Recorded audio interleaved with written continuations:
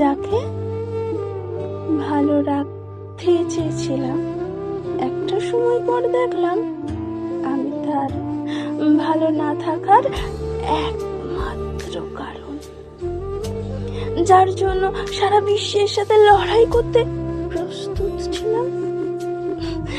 দেখলাম সেই মানুষটা কবে হাত ছেড়ে দিয়েছে।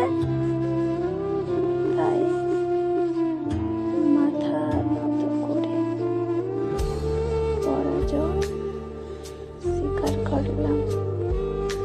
যাকে ফুল ভেবে জড়িয়ে নিয়েছিলাম আমার নিঃশ্বাস প্রশ্বাসে, সে আমাকে ভুল বা অন্য যাই ভেবে হোক ছুঁড়ে